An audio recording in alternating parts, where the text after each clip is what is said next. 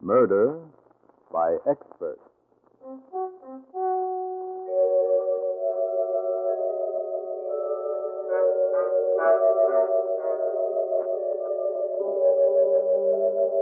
The Mutual Broadcasting System presents Murder by Expert, with your host and narrator, Mr. John Dickson Carr, world-famous mystery novelist whose books have been translated into 17 languages and have sold over 10 million copies, and author of the recently published detective novel, Below Suspicion. Good evening. This is John Dickson Carr.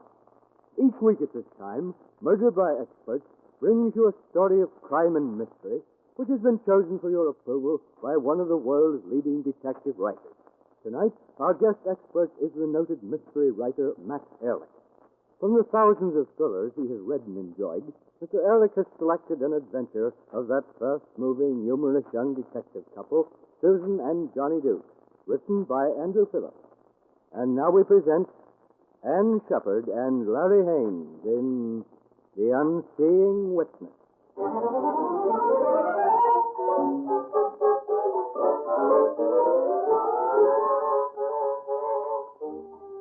The name's Duke. Johnny Duke. You know, it's a funny thing. In the movies and on the radio, private eyes are always big, handsome, two-fisted guys working day and night on sensational cases, collecting heavy fees and beautiful blondes. Me? I'm 5'7", and if I don't land the first punch, I usually end up on the floor. The cases I get? Well, they're not sensational, and they barely pay expenses, and there's never a beautiful blonde involved. Maybe I shouldn't say that. I'll take that morning last week. I was sitting right here in my office when the door opened, and a dame came in. Yeah, she was a blonde, all right, and beautiful. She stood there for a moment, and we just stared at each other. She crossed to my desk and then slowly and deliberately kissed me. Then she got down to business. Johnny, it's the first of the month. Yeah, I know. We've got $64.23 in the bank. I know, Duchess. Johnny, you'll never guess who I bumped into yesterday. The last person in the world I ever expected. Inspector Ross. Where'd you bump into him, baby? In his office? What a suspicious nature you have. Johnny, I'm sure he'd give you back your job on the force. No, Susan. Oh, can't blame a girl for trying. I know things are tough, Duchess, but I'll... Well, Kay, what are you doing here? Susan, Johnny, you've got to help me. Oh, what's wrong, Kate? They've arrested Bill. Bill? What for? Murder. Oh, Susan, I've been going crazy.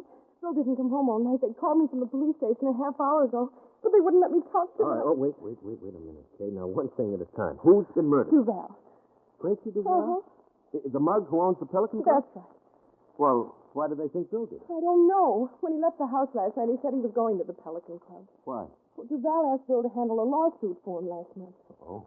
Didn't he know Duval was a mobster? Yes, and that's why I wanted him to get out of it. Well, didn't he? But that's why he went there last night. But he didn't come back. Oh, Johnny, what'll I do? What'll I do? All right. Now get hold of yourself, Kate. It's one thing to bring a murder charge and another to make it stick. Now, you just sit tight. I want to get to the Pelican Club before the cops and Inspector Ross, in particular, mess up the evidence.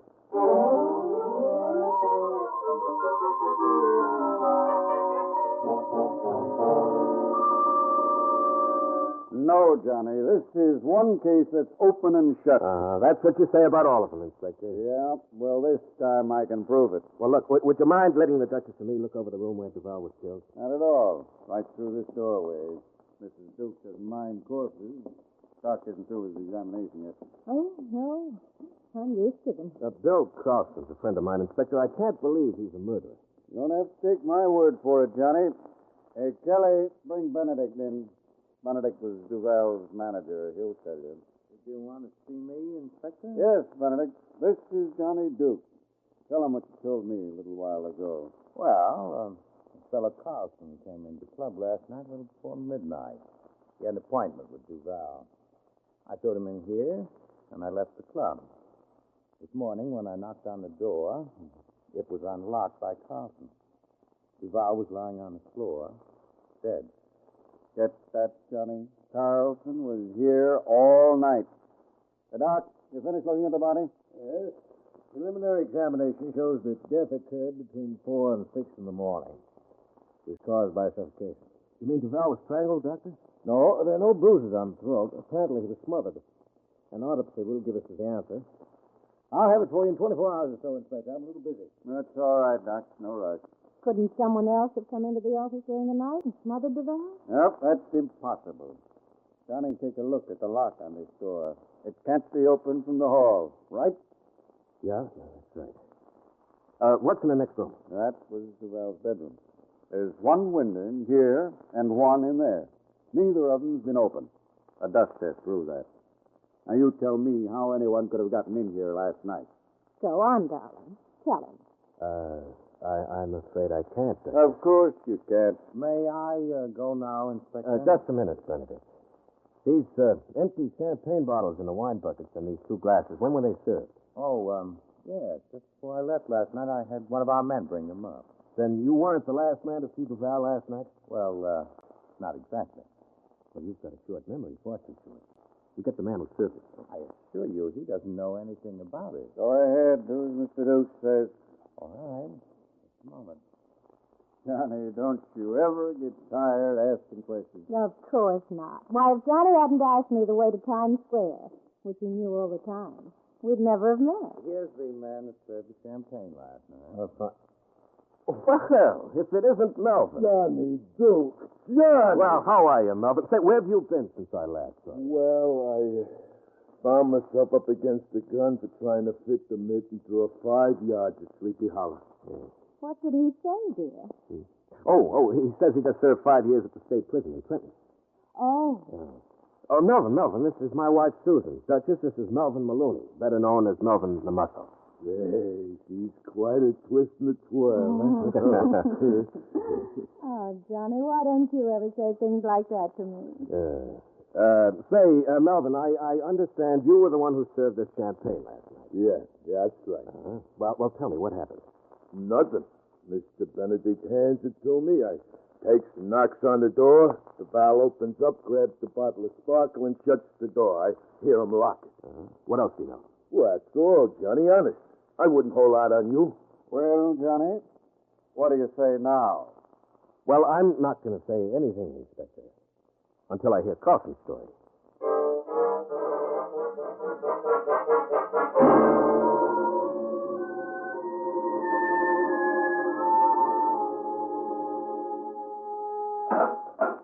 Hello, Bill. Johnny. Susan, how did you know? Kay told us. Where is she? Is she all right? She was nearly out of her mind when she came to the office this morning. She must have been poor kid. They wouldn't let me talk to her. Said they'd call her. Bill, did you kill Duval? I never wanted to kill anybody in my life. Did you kill him, Bill? I don't know. All right, I'm here to help you if I can. Now, tell me what happened. Well, I was working on a lawsuit for Duval. Yeah, I know about that. What happened when you went to the Pelican last night? Well, Duval was waiting for me in his office. I told him I was going to quit. Handed him the papers I'd been working on and gave him my bill. Then what happened? Well, he tried to talk me into staying on. While we were arguing, someone knocked on the door and brought in a couple of buckets of champagne. We started to drink, and Duval got mean. Yeah. Finally, he took a poke at me. He missed. So I clipped him on the chin and I knocked him out. Well, what happened next? I don't remember anymore. I must have gone into the next room and passed out. And no one came in during the night? I don't know. I told you I passed out. Well, when did you come to? This morning. Someone knocked on the office door. I got up and unlocked it. The key was on the inside? Yes. When I opened the door, Benedict was standing there, and Duval was sprawled on the floor, dead. Is that all you can tell me, Bill? That's all I know. How do you think it looks, Johnny? Well, the trouble is you haven't told me anything that breaks down the case against you. Mountain, we'll find a way. So long, Bill. So long, Johnny. Thanks. Goodbye, Bill. Well, darling, what are you going to do? To help him out, I mean. I don't know, Duchess. The best thing to do is to go home and sleep over it. If Bill didn't do it, then it's the perfect murder.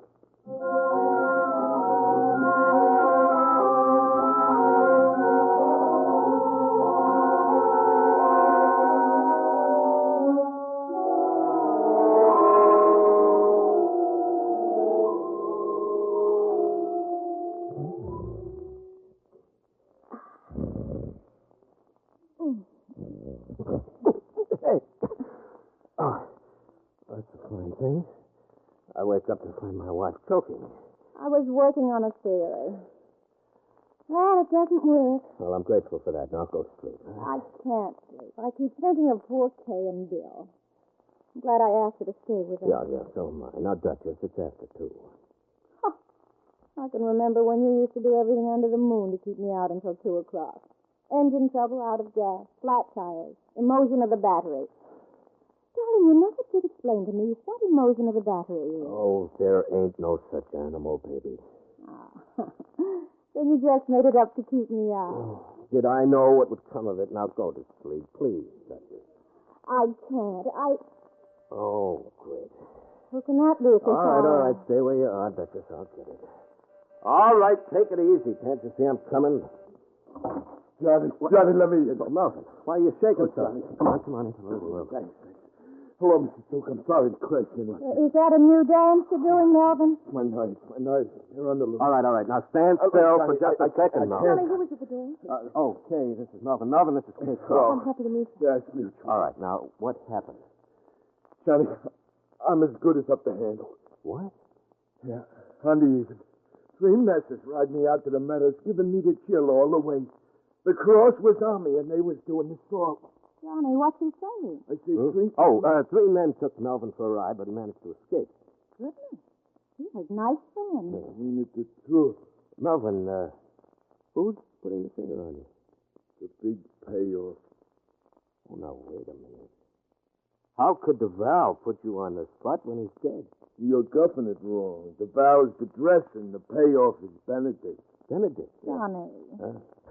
Melvin said DeVal was only the front for the Pelican outfit. The real brain is Benedict. Well, maybe Benedict had something to do with Duval's murder. It's an angle case. Now, why would Benedict want you out of the way, Melvin? From nothing, I'm getting the toss around. A short kind like me don't cut the score with him. I'm cracking a straight line to clock around, so why the planting, I ask? Darling, translation. Melvin said he can't understand why Benedict wants him out of the way. He hasn't talked. Well, even if he did, who could understand him? Melvin, are you sure you've told Papa everything? Now, would I slip a fly G like you to Rowdy at a time like this? Melvin, this morning Benedict forgot all about the champagne in the office. Then he didn't want to tell me who brought it there. Now, why? I don't know. You can put me to bed with a shovel if I'm holding. Yeah, I know, Melvin. Well, maybe your being taken for a ride has a connection with the murder. Johnny, maybe Melvin knows something, only he doesn't realize it. Of course. And Benedict is scared he might wake up to it, so he sends him for a ride. Yeah, that might be it. I tell you what, Melvin, you're staying here until you remember what Benedict doesn't want known. Well, I already told you everything I know, honest. Melvin, what you need is to be psychoanalyzed. Huh? And I'm just the one to do it. Let me question him, Johnny. Well, nothing else seems to work.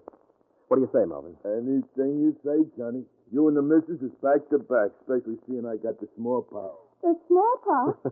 He means he's in trouble, baby, and it might be catching. Oh. I hope your insurance policies are in order, dear.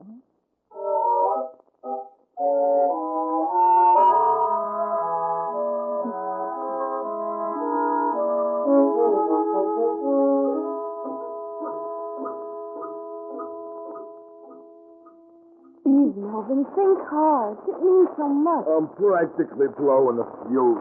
His face gets red when he thinks, but he doesn't say a thing that's of any value. We've been questioning you for 2 hours now, Melvin, and all we get is the same story. I run the bottle of sparkle to the office, knocked on the door. Duval opens, grabs, shuts, locks. Oh! Yeah, well, that's what I've been telling you. Johnny, can't you make these twists take that lamp out of my eyes? That's blinding me. You think I was down at headquarters? You're only trying to make you feel at home. Yeah, besides, Melvin, I thought you said you were once under police grilling for 36 hours. I was, only it wasn't like these twists. They was nice to me. Well, I can be just as nice as the police department. Here, you can have another eclair. Gee, thanks. Johnny, come away from the window and help us. I've set a very nice view from here of one of Benedict's men watching our hut. Oh, I knew it. I'm being moused. Let me see him. Oh. Who is he, Melvin? Oh, it's the Ripper. I'm as good as up to hand. Now, Melvin, you're safe here. Johnny, you don't have to count on Benedict. He knows more than old Heb's knows. Well, Johnny is pretty bright, too. Why won't you get as far as the $4 question? As the saying goes, I'm living on time borrowed. No. Yeah, Miss. Why don't you make yourself comfortable? Here's a chair. Oh, thanks. That's just nice. Oh, hey, Johnny, she's putting the lights in the eyes again. Melvin, you start singing for Kay. I've got to do some shopping for dinner. Well, get some A-class, will you? Well, like I was saying, I run the bottle of sparkle to the office, knocks on the door, DeVal grabs...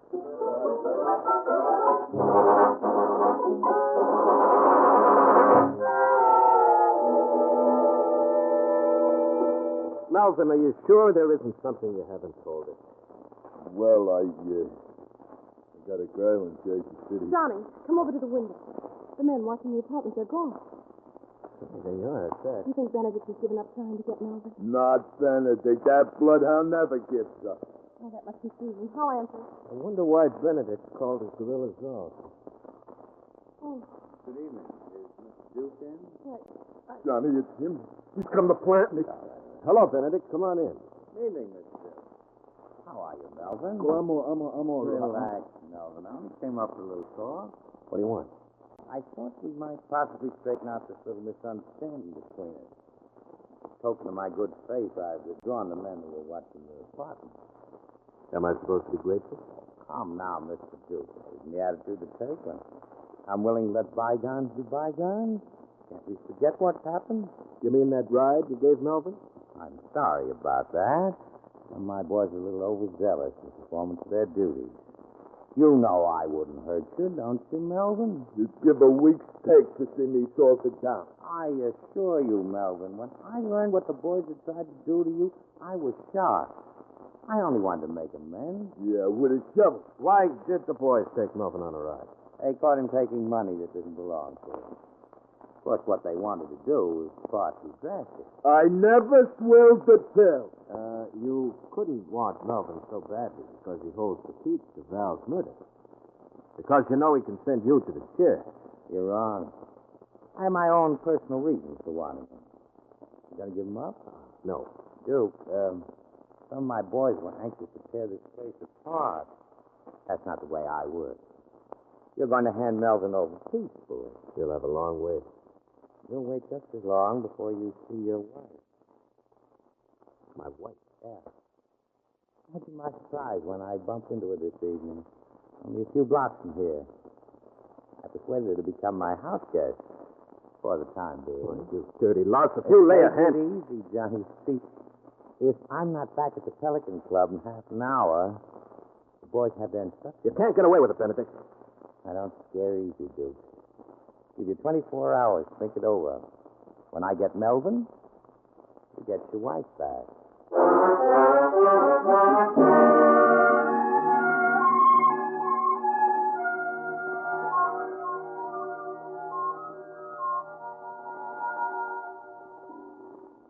Johnny, what are we going to do?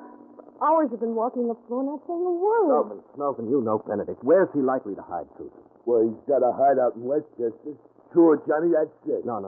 Too obvious. Yeah, but nobody knows about it, Johnny. He's probably counting on my visiting there. If I know Benedict, he'd probably try to outsmart me by keeping her right at the Pelican Club. Yeah, he is full of tricks. Yeah. Melvin, I want you to draw me a layout of the Pelican. I'm paying a visit there. On our list. And, Johnny, you got to take me with you. That place is big and full of rippers, and it's got more ins and outs than I could tell you about. All right, you can come with me. And I'm going to. No. Okay, there'll probably be trouble and plenty of it. Johnny, please, don't make me stay here by myself. I'd go crazy. Please, Johnny, please. All right. Come on. You can keep the motor running for a quick getaway. Let's go.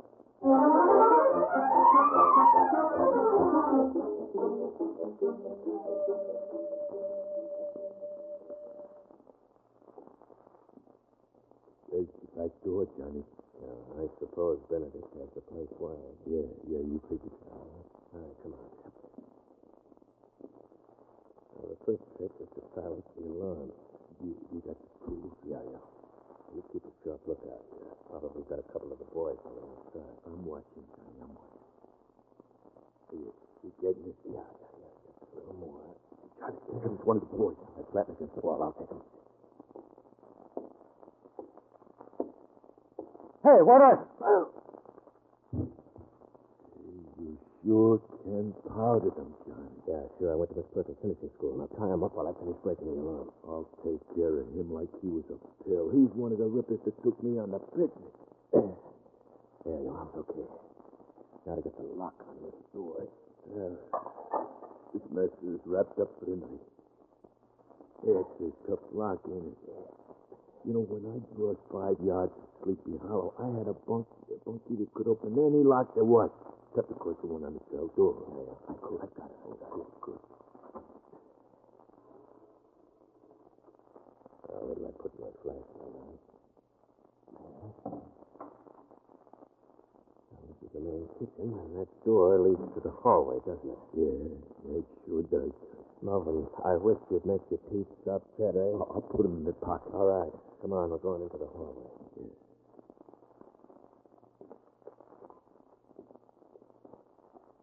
What was that? I kicked something. All right, let's see what it was. Oh, a wine bucket. Yeah, but I didn't spill nothing. It was empty. Yeah, empty. That's funny. You know, come to think of it, the ones into Val's office were empty, too. I don't follow you, Guff. Melvin, when we were into Val's office with the inspector, I remember distinctly those wine buckets being dry. So what? Wasn't there ice in the buckets when you served the champagne? Sure there was. What happened to the water? What water? Look, Melvin, when ice melts, there's always water. Yeah. Yet the morning the murder was discovered, those 2 buckets were dry. Oh, it was dry. Well, it was dry ice. Now, don't be funny. No, on the level. Dry ice. Why dry ice? Well, when Benedict gives me the bucket with the champagne in it, he says we ain't got no regular ice. Oh. Yeah. Dry ice would just evaporate, leaving no trace behind. Yeah? Now, that would account for the bucket being empty and dry. Melvin, I've got the answer. Yeah? Well, tell it to me. But slow. Yeah, later. First, we've got to find the Duchess. Now, come on. There's the door to the hallway. Now, walk lightly. I'm practically floating. Now, look, some lights on under that door further down the hall. That's where the mob hangs out. Let's have a look. Oh, they're in there, all right. Through these portals past the toughest rippers you ever laid a peep on. Transfer's open. Now, give me that chair, Melvin, so I can take a look. Huh? Okay. Yeah, all right. We go. Yeah, it's a fin. Okay, I'll see you and raise the door button. What do you say to that, Bert? Don't think you can scare me out, Bugsy. I'll see you. Full house. Full of tie. Ha, yourself. Look at him and weep. First floor, and in space. How do you like that? You're human, I tell you. Bugsy, dear, you're $5 shy. Who says? I said. Can't ask polite like? Here. That's better. And, Mike, you can return that ace you just slipped into your pocket. You accusing me of cheating? Listen, you big gorilla. If you don't return that card, I'll bust you one right in the kisser. I hate to be intimidated. I'm going to count these cards, and if I find only 51, Mike, you'll be sorry. 1, 2, 3, 4, 5, Hey, what do you 6. know? Here's an ace on the floor.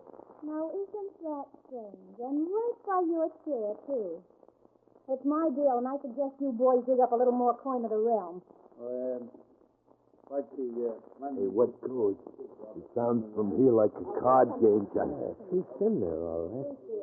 And when I think of the way she made me promise never to play poker. Hey, listen, Johnny, listen. Them messes are easy with the lead. How are you going to spring her? Well, I'm going to yell to her to hit the floor, then I'll shoot out the lights. While those gorillas are throwing it around, I'll pull her out. Johnny, someone's coming this way. If he lets out a peep, it's up the handle for us. All right. I'm going to meet him. Is that you, Mike? Oh, why aren't there some lights on? Oh, let go, I guess. Oh. Did you get him, Johnny? Yeah, it's Benedict. He's not cold.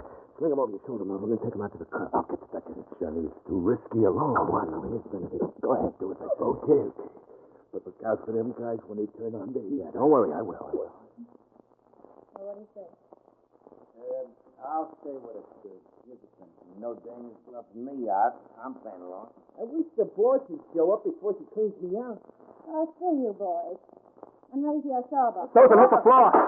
Somebody turn out the lights! Watch me, Johnny Duke. I think I got it. Hold on. I got you, Duchess. Come on. I don't want to go. Come on before I wring your neck. Hold on. In the door. I got him. Oh, it's me. I got him by the leg. This way, Pierre, not the back. Johnny, I think they're coming after us. Okay, has the car ready for a fast getaway. All right, get the back door. Now, this way. Come on, Johnny. Get going, Kate. All right. Susan, you all right? Yeah. I'm just out of breath. Johnny Melvin said you solved the murder. Yeah. Look where you're driving, All right. Kate. Oh. You can take us to headquarters. We're going to exchange Benedict for Bill. Johnny, how did Benedict kill Duval? With dry ice, baby? Dry ice. Uh-huh. You see, the champagne buckets Melvin delivered to Duval were full of it. After Bill knocked Duval out and went into the bedroom, the dry ice evaporated into carbon dioxide, see? Duval regained consciousness, but fell asleep on the floor next to the champagne bucket where his body was found. Carbon dioxide is heavier than air, and it made a layer on the floor of suffocating gas. Duval breathed it in and died of suffocation. Well, if Bill hadn't been in the bedroom, he would have... No wonder Melvin was so valuable. He was the only one who knew that Benedict gave him the dry ice. Yeah, that's what I was telling you. I runs the bottles of sparkle to the office, knocks on the door. Oh, no, not again. Duchess, would you mind telling me why you didn't want to leave just now? I practically had to carry you out of that You room. certainly did. Why couldn't you have waited a few more minutes? I was ready to choke you for butting in when you did. But why? Oh, Johnny, I had 4 aces in my hand and 2 in my pocket.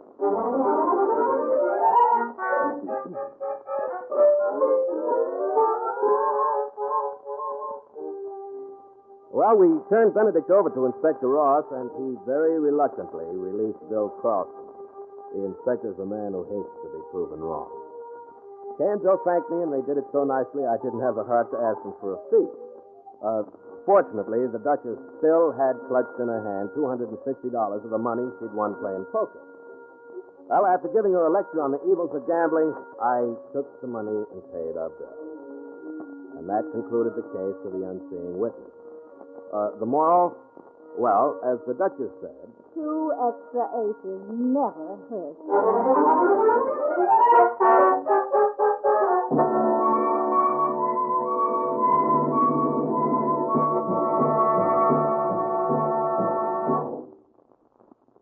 And so the curtain falls on The Duke and the Duchess and the case of the Unseeing Witness, which was chosen by guest expert Matt Ehrlich. Mr. Ehrlich is author of the newly published novel, The Big Eye. Next week at this time, Murder by Experts brings you a story of 2 men who pitted their wits against each other. One, a professor of psychology. The other, a big-time mobster. As selected for your approval by Brett Halliday. Until then, this is your host, John Dickson Carr, hoping you'll be with us again next week at this time.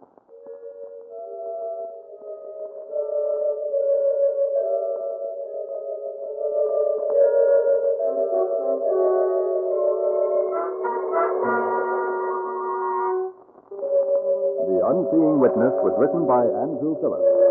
In the cast were Larry Haynes, Ann Shepard, Bill Zuckert, Joyce Gordon, Kermit Murdoch, Lawson Zerby, and Roger DeCoven. Music is under the direction of Emerson Buckley and was composed by Richard DuPage. Murder by Experts is produced and directed by Robert A. Arthur and David Cogan. Russ Dunbar speaking. This is the world's largest network serving more than 500 radio stations, the Mutual Broadcasting System.